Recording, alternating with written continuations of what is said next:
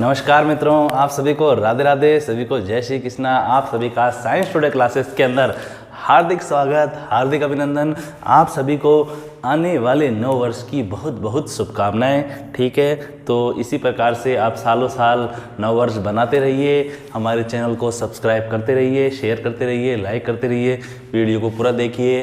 ठीक है, मैं इसके ऊपर आपको 12वीं क्लास की रसायन विज्ञान पढ़ा रहा हूँ, तो मेरे साथ आप रसायन विज्ञान को एंजॉय कीजिए। ठीक है, तो हम पढ़ रहे हैं चैप्टर नंबर 1 ठोस अवस्था, सॉलिड स्टेट के बारे में हम पढ़ रहे हैं। अब तक हम इसके ऊपर इसकी परिभाषा देख चुके हैं। ठीक है, कि ठोस अवस्था क्या है, पदार्थ की सबसे व्यवस्थित अवस्था ही क्या होती है, ठोस अवस्था होती है। ठीक है, इनके गुणधर्म देखे हमने, आयतन आकार निश्चित होता है। ठीक है, कुछ का गलन होता है, कुछ का प्रगलन होता है, कुछ में ऊर्ध्वपातन, मतलब कुछ का गलन प्रगलन होता है, कुछ में ऊर्ध्वपातन होता है। तो हमने प्रॉपर्टीज भी देख ली थी। फिर हमने क्या देखा कि अवयवी कणों की प्रकृति व उनके बीच में पाए जाने वाले बल के आधार पर ठोस 4 प्रकार के होते हैं। आणविक ठोस, ठीक है, आयनिक ठोस, सहसंयोजक ठोस और धात्विक ठोस।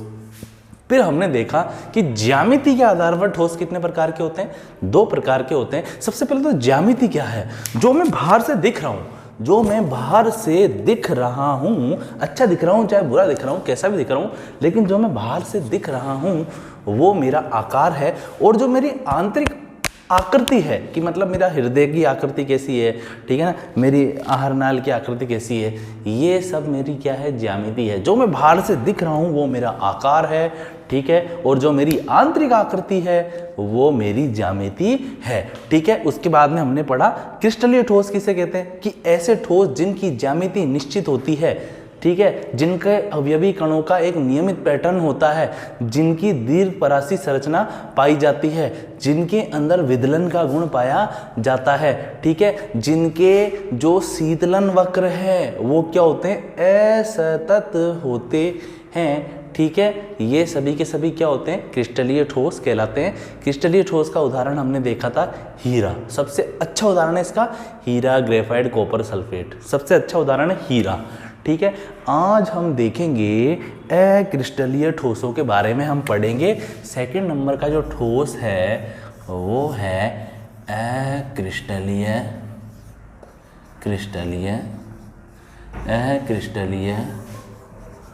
ठोस, अक्रिस्टलीय ठोस, नॉन क्रिस्टलाइन, नॉन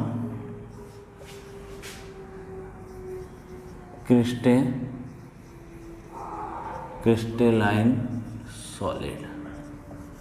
अक्रिस्टलीय ठोस के बारे में हम पढ़ेंगे। ठीक है ना, तो अब अपन चालू कर दें। देखो, क्रिस्टलीय ठोस के बारे में अगर आपको अच्छे से समझना है तो मैंने डाला है पार्ट नंबर 4। ये पार्ट नंबर 5 है, पार्ट नंबर 4 के अंदर आपको मिल जाएगा क्रिस्टलीय ठोसों के बारे में। आप देखना ध्यानपूर्वक उस पार्ट को भी।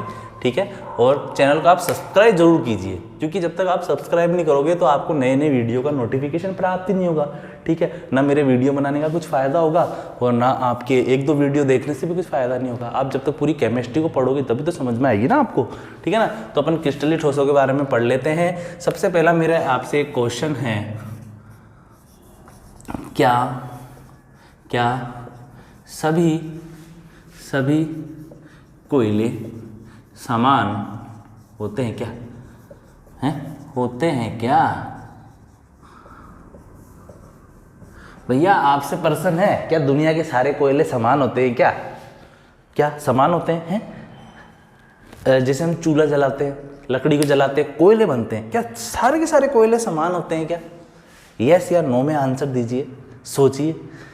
क्या सारे के सारे कोयले समान होते हैं क्या? क्या सभी कोयलों की ज्यामिति निश्चित होती है क्या? क्या सभी पत्थर समान होते हैं? क्या सभी पत्थर की ज्यामिति निश्चित होती है क्या? नहीं होती है। क्या होती है? नहीं होती है।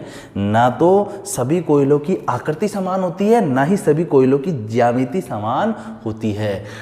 ठीक है, लेकिन जो हीरा है, हीरे की ज्यामिति निश्चित होती है, क्योंकि हीरा एक क्रिस्टलीय ठोस है। ठीक है, हीरा क्या है, क्रिस्टलीय ठोस है, लेकिन कोयला एक अक्रिस्टलीय ठोस है, क्योंकि उसकी ज्यामिति निश्चित नहीं होती है। ठीक है, उसके अवयवी कणों का पैटर्न भी क्या होता है, अनियमित होता है, ठीक है ना। तो क्या सभी कोयले समान है क्या दुनिया में? नहीं है, हर कोयला अलग है। क्या सभी कोयलों की ज्यामिति समान है क्या? नहीं है, सबकी ज्यामिति अलग अलग है, ठीक है ना। यहाँ तक आ गई आपको बात समझ में। लेकिन सभी हीरो की ज्यामिति समान है, क्योंकि सभी हीरे क्या है, क्रिस्टलीय ठोस है, ठीक है। यहाँ तक आगे आ चुकी होगी आपको बात समझ में। अब हम देखते हैं इन ठोसों के गुणधर्म क्या है, इसे हम ध्यानपूर्वक देखेंगे।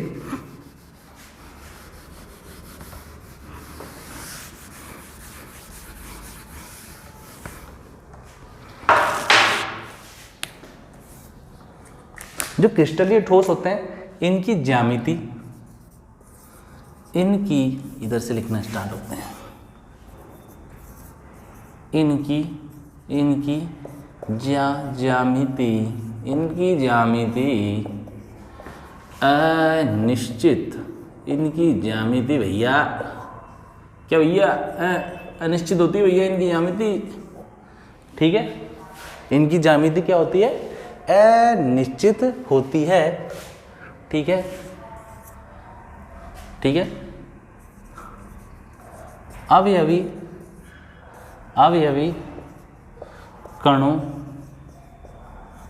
कणों की व्यवस्था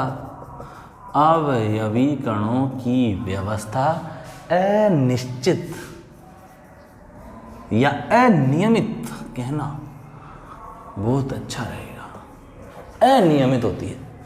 अवयवी कणों की व्यवस्था क्या होती है, अनियमित होती है, ठीक है ना। और उसके बाद में अवयवी कणों का पैटर्न,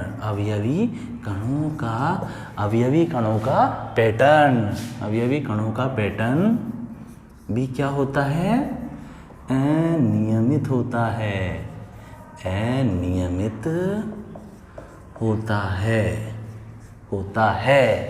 ठीक है। हीरे के अंदर हमेशा एक कार्बन 4 कार्बन से घिरा रहेगा, हीरे के अंदर हमेशा एक कार्बन 4 कार्बन से घिरा रहेगा, ठीक है ना।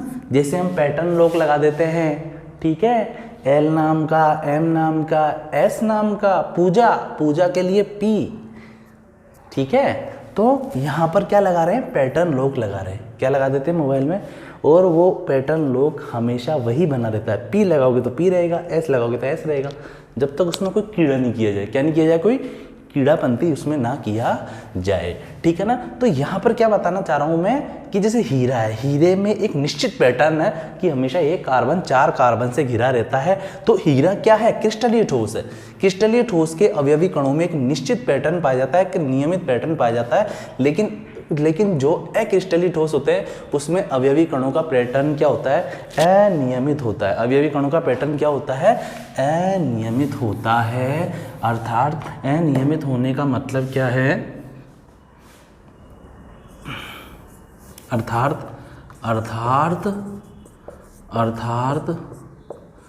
इनमें अवयवी कणों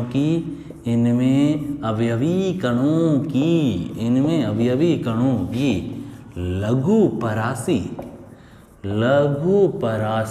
व्यवस्था पाई जाती है, लघु परासी व्यवस्था पाई जाती है।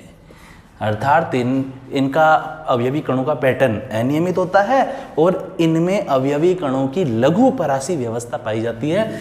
लघु परासी का मतलब क्या है, कम समय तक रहने वाली, कम समय तक रहने वाली, ठीक है, कम समय तक रहने वाली, चाइना के माल की तरह। आ रही है बात आपको समझ में। इधर आप देखिए, जो क्रिस्टलीय ठोस है उसकी जो अवयवी कणों की जो व्यवस्था थी, अर्थात इनमें अवयवी कणों की जो व्यवस्था थी, जो क्रिस्टलीय ठोस में अवयवी कणों की जो व्यवस्था थी वो दीर्घपरासी थी, लंबे समय तक बने रहने वाली थी। मतलब आज भी उसमें जो कार्बन या जो सोडियम या पोटेशियम जो भी है वो एक नियमित पैटर्न में पाए जाएंगे, तो 10 साल बाद भी उसी पैटर्न में पाए जाएंगे। मतलब कि क्रिस्टलीय ठोसों में अवयवी कणों की क्या पाई जाती है, एक दीर्घपरासी व्यवस्था पाई जाती है, अर्थात लंबे समय तक बनी रहती है। कणों की जो व्यवस्था तो होती है वो लंबे समय तक बनी रहती है। लेकिन जो अक्रिस्टलीय ठोस है उसमें अवयवी कणों का पैटर्न अनियमित होता है, अर्थात इनमें अवयवी कणों की लघुपरासी व्यवस्था पाई जाती है। लघुपरासी व्यवस्था का मतलब क्या है, कम समय तक बने रहने वाली, कम समय तक बने रहने वाली। ठीक है, अब हम आगे देखेंगे इसके बाद में। चौथा जो पॉइंट है वो इम्पोर्टेंट है, मैं नए से ही चालू कर रहा हूँ, इन तीन को तो देख लो। ज्यामिति अनिश्चित होती है, अवयवी कणों की व्यवस्था अनियमित होती है, अवयवी कणों का पैटर्न अनियमित होता है, अर्थात इनमें अवयवी कणों की लघुपरासी व्यवस्था पाई जाती है। लघुपरासी का मतलब क्या है, कम समय तक रहने वाली, कि मतलब जो अवयवी कण है वो अनियमित हो जाते हैं, कुछ समय में क्या हो जाते हैं, अनियमित हो जाते हैं। ठीक है ना।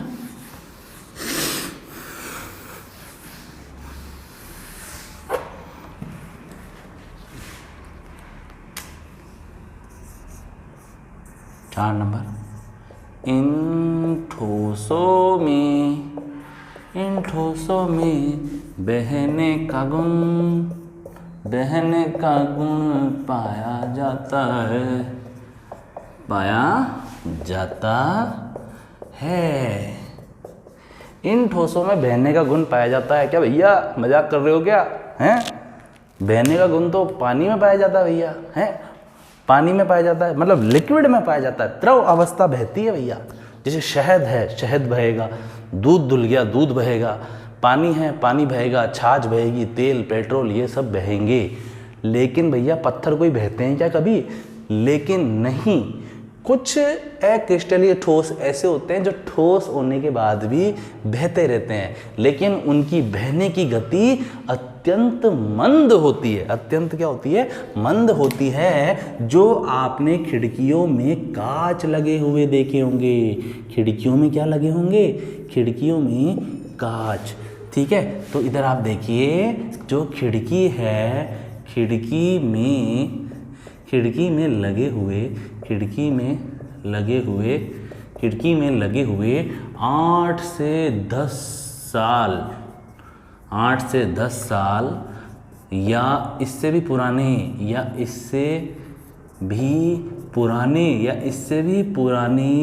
कांच को आप देखिए, ये आपका एक होमवर्क है। ठीक है, जैसे आप अगर गवर्नमेंट स्कूल में पढ़ते हैं तो गवर्नमेंट स्कूल है तो आपको पता ही है 100 साल भी पुरानी होती है। जिस स्कूल में मैं पढ़ रहा हूँ वो तो 100 साल पुरानी है, वहाँ पे कांच लग रहे हैं भैया, वो कांच भी बहुत पुराने हैं। ठीक है, तो खिड़की में लगे हुए 8 से 10 साल या इससे भी पुराने कांच को आप देखिए, तो आप क्या देखेंगे? जो कांच होगा वो ऊपर से तो पतला होगा, पतला होगा, और नीचे से क्या होगा? मोटा होगा। ये नहीं भैया कि जिस दिन कांच को लगा रहे हैं या बना रहे हैं उसी दिन ऐसा हो गया, नहीं। ये ऊपर से पतला, और जब इसको लगाया गया था, जब तरोताजा गर्मा गर्म इसको लगाया गया था ताजा ताजा को, तब तो क्या था? ऊपर से और नीचे से इस कांच की मोटाई समान थी। लेकिन भैया कांच कौन सा ठोस है? अक्रिस्टलीय ठोस है, और कांच के अंदर कौन सा गुण पाया जाता है? बहने का गुण पाया जाता है। कौन सा गुण पाया जाता है इसमें? बहने का गुण पाया जाता है। कांच को फिट किया, कांच के जो कण हैं वो धीरे धीरे 8 से 10 सालों में धीरे बहकर कहाँ रहे? नीचे आए जा रहे। कहाँ आए जा रहे? एक दिन की घटना नहीं है, ये कम से कम सालों लग जाते हैं ऐसा होने में कांच में। तो ऊपर के जो कांच के अवयवी कण हैं वो बहकर धीरे धीरे कहाँ आ रहे हैं? नीचे आ रहे हैं। तो कांच ऊपर से क्या हो गया? पतला हो गया, नीचे से क्या होगा? मोटा हो गया। ठीक है, यहाँ तक आपको बात समझ में आ गई? ठीक है, तो इन ठोसों में बहने का गुण पाया जाता है, अतः इन्हें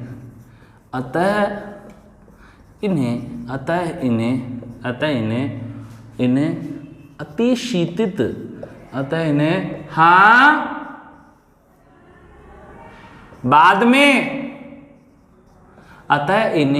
अतिशीतित बाद में अतः इन्हें बाद में,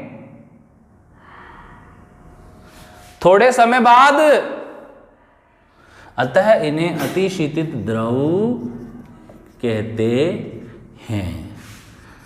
अतः इन्हें क्या कहते हैं? अतिशीतित द्रव कहते हैं। सुपर कूल्ड लिक्विड, लिक्विड कहते हैं। क्या कहते हैं इन्हें? सुपर कूल्ड लिक्विड कहते हैं। ठीक है, इन ठोसों में बहने का गुण पाया जाता है, अतः इन्हें अतिशीतित द्रव कहते हैं, सुपर कूल्ड लिक्विड कहते हैं। परंतु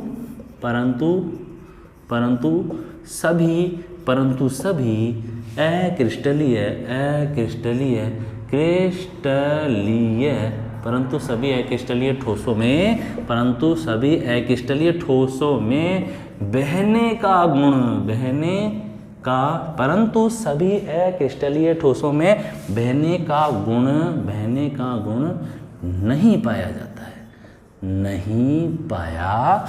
जाता है, जैसे लकड़ी। भैया लकड़ी को आप देखिए, 20 से 30 साल या 50 साल पुरानी भी लकड़ी को आप देखिए, जो पुराने किले वगैरह होते हैं उसमें तो 100 500 साल से गेट लगे हुए हैं। सागवान की लकड़ी खराब नहीं होती है सालों साल। तो लकड़ी के अंदर इस प्रकार का बहने का गुण नहीं पाया जाता, अतिशीत। ठीक है, तो लकड़ी अतिशीतित द्रव नहीं है, जबकि कांच क्या है? अतिशीतित द्रव है। ठीक है, एक बहुत ही इम्पोर्टेंट है, वेरी इम्पोर्टेंट, मोस्ट इम्पोर्टेंट है, ये पर्सन भी आ जाता है। कांच को अतिशीतित द्रव क्यों कहते हैं? भैया क्यों कहते हैं? ठीक है, कांच को अतिशीतित द्रव क्यों कहते हैं? तो भैया कांच क्या है? कांच एक अक्रिस्टलीय ठोस है। कांच क्या है? एक अक्रिस्टलीय ठोस है, और कांच अति मंद गति से धीरे धीरे द्रव की तरह बहता रहता है, इसलिए ही कांच को क्या बोलते हैं? अतिशीतित द्रव कहते हैं। या अपन कह सकते हैं कि कांच ठोस ना होकर क्या है? एक जमा हुआ द्रव है। क्या है? एक जमा हुआ द्रव है, जो कमरे के ताप पर क्या रहता है? जमा रहता है। ठीक है, तो इस तरह आप देखिए, कांच एक अक्रिस्टलीय, कांच एक, दिख रहा ना आपको? कांच एक अक्रिस्टलीय ठोस है। कांच एक अक्रिस्टलीय ठोस है जो अत्यंत मंद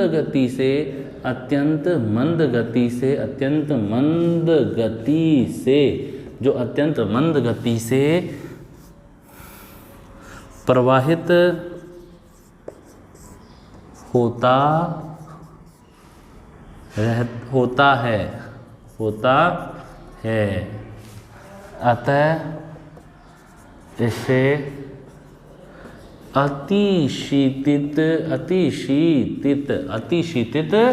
द्रव, अतः इसे क्या कहते हैं? अतिशीतित द्रव कहते हैं। ठीक है, आई होप यहाँ तक आपको समझ में आया होगा। ठीक है, कि भैया ठोसों में बहने का गुण पाया जाता है। कुछ क्रिस्टलीय ठोस ऐसे होते हैं जिनमें बहने का गुण पाया जाता है। आप कांच को देखिए, जो खिड़कियों के अंदर 8 से 10 साल पुराने जो कांच लग रहे हैं उनको आप देखिए, कांच ऊपर से पतला दिखाई देगा, नीचे से मोटा दिखाई देगा, मतलब कि कांच के अवयवी कण धीरे धीरे बहकर नीचे आ रहे हैं। इसलिए कांच क्या है? एक अतिशीतित द्रव है। परंतु सभी अक्रिस्टलीय ठोसों के अंदर बहने का गुणधर्म नहीं पाया जाता, जैसे लकड़ी कोई अतिशीतित द्रव नहीं है। ठीक है, इसके बाद में हम देखेंगे कि जो अक्रिस्टलीय ठोस है, इनमें विदलन का गुण नहीं पाया जाता है। जैसे क्रिस्टलीय ठोसों में विदलन का गुण पाया जा रहा था। अगर आप हीरे या बर्फ को धारदार हथियार से काटो, अगर आप क्रिस्टलीय ठोसों को धारदार हथियार से काटो, तो समतल और सपाट सतहें प्राप्त होती है। क्या प्राप्त होती है? समतल और सपाट सतहें प्राप्त होती है। ठीक है ना? लेकिन जो अक्रिस्टलीय ठोस होते हैं इनको अगर धारदार हथियार से काटा जाए तो समतल और सपाट सतहें प्राप्त नहीं होती है। तो इसमें आप लिखिए पांचवा, इनमें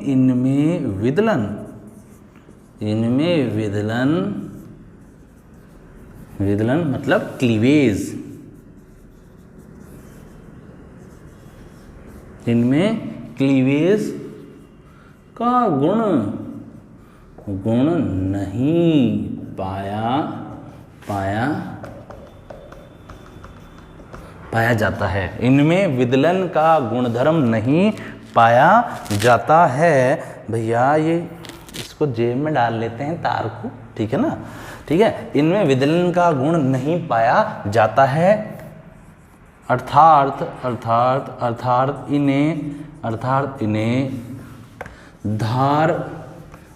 इन्हें तेज धार वाले हथियार से काटने पर समतल व सपाट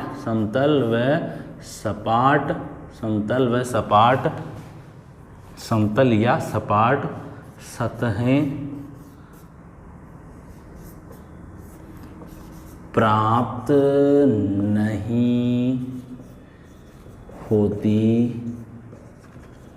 है, ठीक है। समतल या सपाट सतहें प्राप्त नहीं होती है। इसके बाद में हम छठा गुणधर्म देखेंगे कि भैया छठा गुणधर्म यह है कि अक्रिस्टलीय ठोसों में विदलन तो नहीं, इनके जो शीतलन वक्र होते हैं वो सतत होते हैं। शीतलन वक्र क्या होते हैं इनके? सतत होते हैं। समझिए आप ध्यानपूर्वक।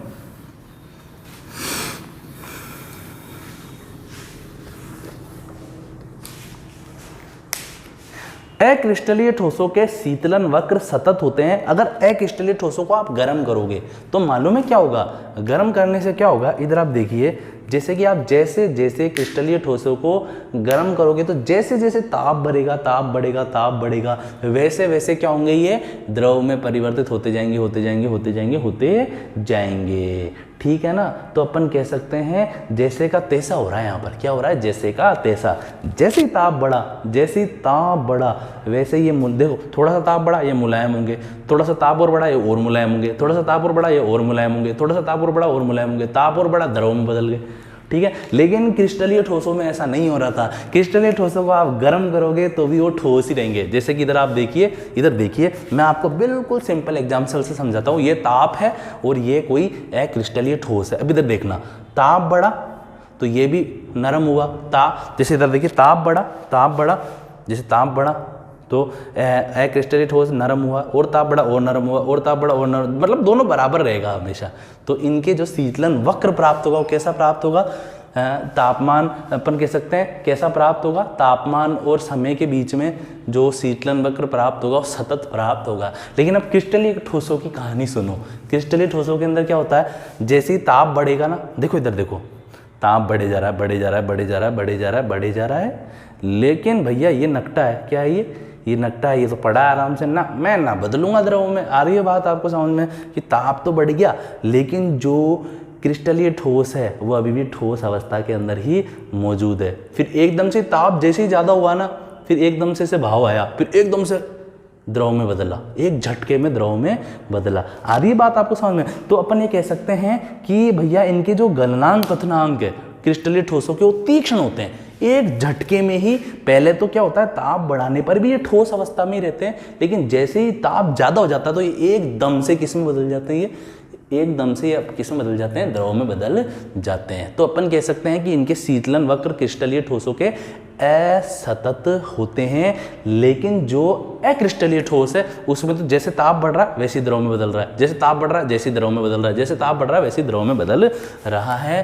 तो भैया अपने कितने गुणधर्म हो गए?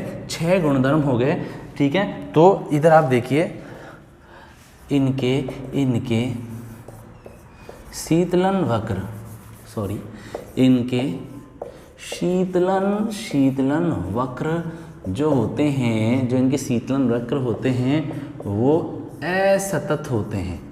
असतत अर्थात डिसकंटिन्यू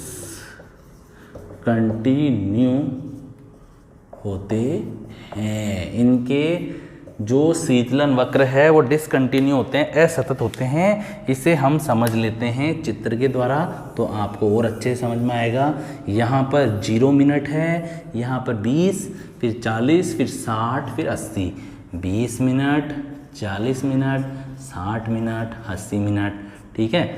यहाँ पर है, ये है समय, ये क्या है भैया, समय मिनट में, समय है मिनट में। और यहाँ पर है 20, 40, 60, 80, 20, 40, 60, 80। ये है तापमान, डिग्री सेल्सियस में। तापमान किस में दे रखा है यहाँ पर, डिग्री सेल्सियस में। अब क्या हो रहा है, देखिए इधर आप, जैसे जैसे तापमान बढ़ रहा है, समय बढ़ रहा है, वैसे वैसे ये जो अक्रिस्टलीय ठोस है, ये देखो द्रव में बदल रहा है। इधर आप देखिए, ठीक है।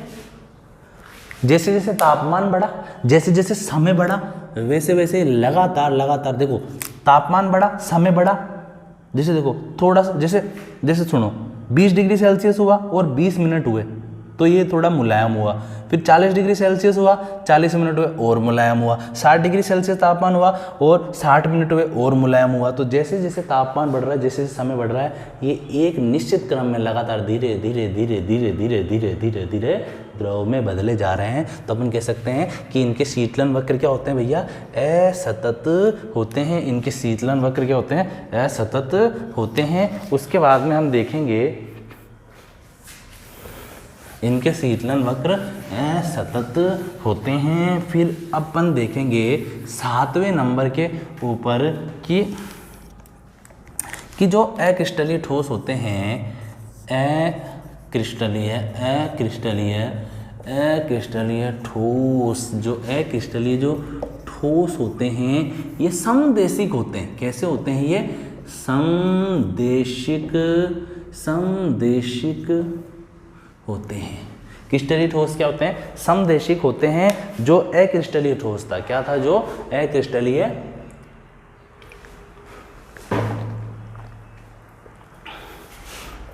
कि जो अक्रिस्टलीय ठोस था वो कैसा था, वो विषम, मतलब जो क्रिस्टलीय ठोस था वो विषम देशिक था। क्रिस्टलीय ठोस क्या था, विषम देशिक था। मतलब कि क्रिस्टलीय ठोस के अंदर भिन्न भिन्न दिशाओं में भौतिक गुणधर्मों के मान, भिन्न भिन्न दिशाओं में भौतिक गुणधर्म, जैसे कि चालकता हो गई, ठीक है, अपवर्तनांक हो गया, उसकी यांत्रिक सामर्थ्य हो गई, इन सभी भौतिक गुणधर्मों के मान भिन्न भिन्न स्थान पर या भिन्न भिन्न दिशाओं में भिन्न भिन्न प्राप्त होते हैं। लेकिन जो अक्रिस्टलीय ठोस होते हैं ये समदेशिक होते हैं। इनके भौतिक गुणधर्मों के मान सभी जगहों पर किसी क्रिस्टलीय, मतलब अपन ये कह सकते हैं कि जो अक्रिस्टलीय ठोस होते हैं, इन अक्रिस्टलीय ठोसों के जो भौतिक गुणधर्म हैं उनके मान इनके अंदर, इन अक्रिस्टलीय ठोसों के अंदर सभी दिशाओं में या सभी बिंदुओं पर या सभी भागों पर समान बने रहते हैं। इधर आप देखिए, इनके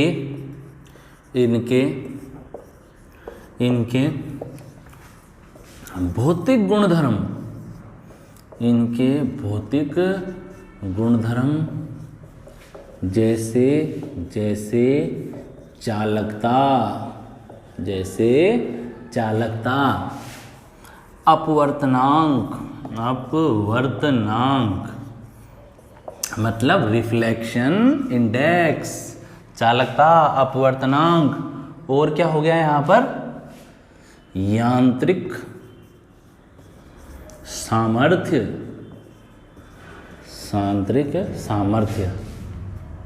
इन सभी के मान समान रहते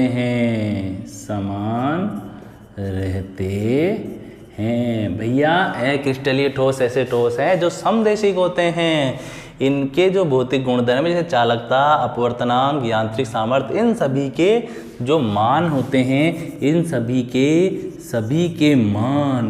के मान समान बने रहते हैं, समान बने रहते हैं। इसे हम एक चित्र द्वारा समझेंगे, एक चित्र द्वारा हम एक चित्र बनाकर अभी समझ लेंगे इसे।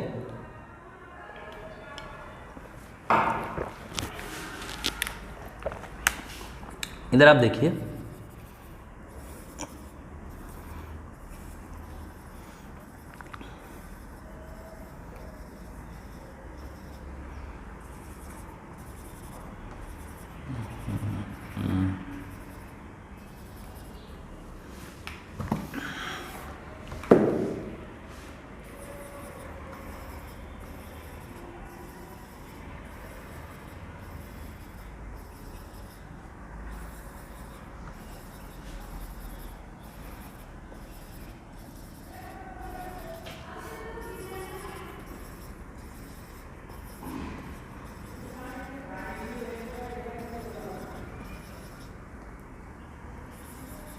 ये क्या है, ये काहे का चित्र बना रहा हूं मैं, ये बना रहा हूं मैं अक्रिस्टलीय ठोस का चित्र।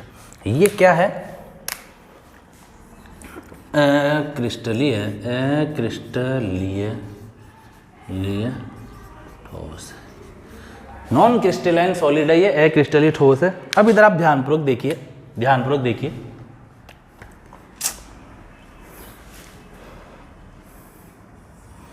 एक प्रकाश की किरण इसमें से मैंने गुजारी,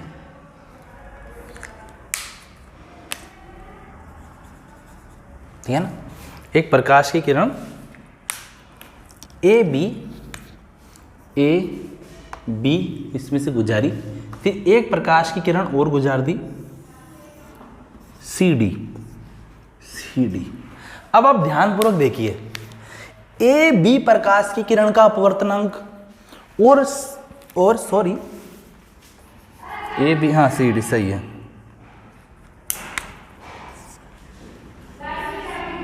गाड़ी की चाबी वहां पड़ी है, उधर देखना बाहर, आप खुद ले जाओ,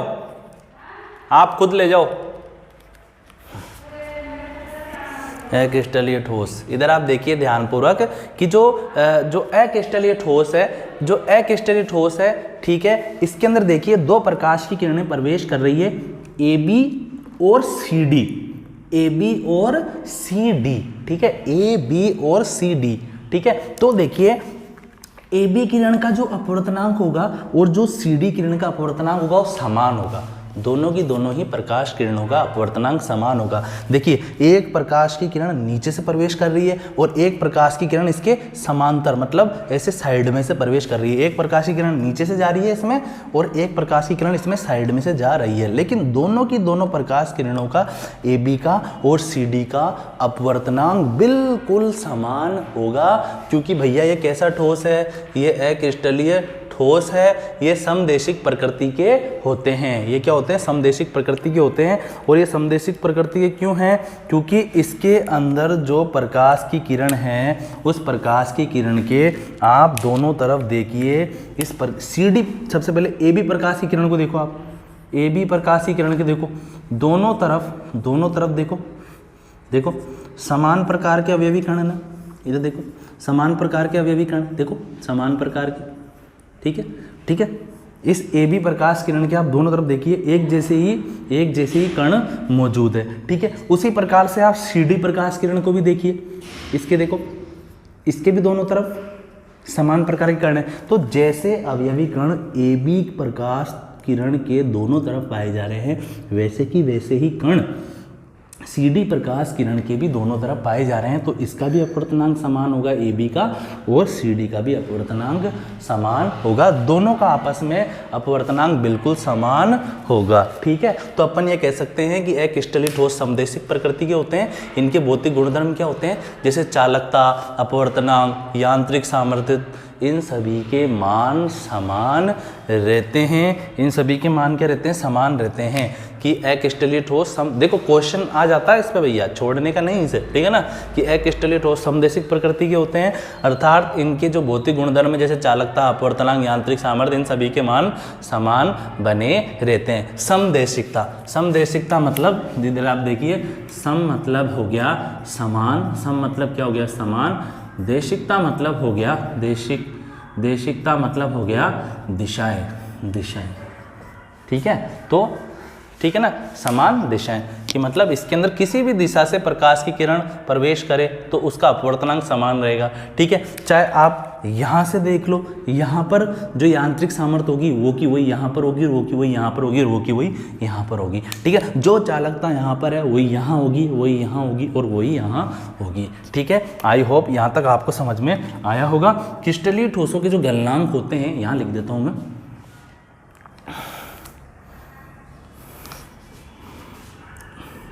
9 नंबर 8वां नंबर का पॉइंट यहाँ लिख देते हैं अपन। इनके गलनांक अनिश्चित होते हैं। इनके गलनांक क्या होते हैं? अनिश्चित। इनके गलनांक अनिश्चित होते हैं। इसका उदाहरण अपन देख लेते हैं। उदाहरण तो क्या, एग्जाम्पल क्या क्या है? कांच हो गया, एक तो कांच अक्रिस्टलीय ठोस का उदाहरण है, ठीक है। लकड़ी पत्थर, कांच हो गया, लकड़ी हो गया, ठीक है, पत्थर हो गया, कोयला हो गया, ठीक है। ये इंपॉर्टेंट है भैया, समदेशिक वाली बात इम्पोर्टेंट, ठीक है, पढ़ने का, ठीक है। तो क्रिस्टलीय ठोस क्या होते हैं? क्रिस्टलीय ठोस वे होते हैं जिनका आकार अनिश्चित होता है, ठीक है, ज्यामिति अनिश्चित होती है, अवयवी कणों की व्यवस्था अनियमित होती है, पैटर्न अनियमित होता है, जो लघु परासी व्यवस्था पाई जाती है, कम समय तक बनी रहने वाली व्यवस्था पाई जाती है, विदलन का गुण नहीं पाया जाता है, ठीक है। और क्या होता है, जो इनके अपन कह सकते हैं जो शीतलन वक्र होते हैं वो कैसे होते हैं? शीतलन वक्र होते हैं इनके सतत होते हैं। क्या होते हैं? इनके शीतलन वक्र सतत होते हैं, ठीक है। शायद मेरे को अभी ध्यान नहीं, शायद मैंने यहाँ पर गलती से असतत लिख दिया था शायद। शीतलन वक्र सतत होते हैं। शीतलन वक्र क्या होते हैं? सतत लिखना है ना, डिसकंटिन्यू नहीं है। वैसे तो शायद मैंने सतत ही लिखा था, ठीक है ना। तो इनके जो मैंने बनाया था ना थोड़ी देर पहले ऐसा एक शीतलन वक्र, वो क्या था? वो सतत था। क्या होते हैं? सतत होते हैं। इनके शीतलन वक्र क्या होते हैं? सतत होते हैं, ठीक है। यहाँ तक आ गई आपको बात समझ में। शीतलन वक्र क्या होते हैं? सतत होते हैं। समदेशिकता का गुण पाया जाता है, अर्थात इनके अंदर सभी दिशाओं के अंदर जो भौतिक गुणधर्म वो समान बने रहते हैं। गलनांक कथनांक अनिश्चित होते हैं। उदाहरण क्या है? कांच, लकड़ी, पत्थर, कोयला। आई होप आपको क्रिस्टलीय ठोस और अक्रिस्टलीय ठोस समझ में आए होंगे। नेक्स्ट क्लास के अंदर मैं आपको क्रिस्टलीय ठोसों में और अक्रिस्टलीय ठोसों के अंदर अंतर समझाऊंगा फिर, ठीक है। उसके बाद में हम क्रिस्टल जालक के बारे में हम पढ़ेंगे। तो सभी को राधे राधे, सभी को जय श्री कृष्णा, भारत माता की जय, वंदे मातरम। और आने वाले 9 वर्ष की आप सभी को हार्दिक शुभकामनाएं, हार्दिक सभी का अभिनंदन, ठीक है। आप इस चैनल को सब्सक्राइब कीजिए, ठीक है। Okay, thank you.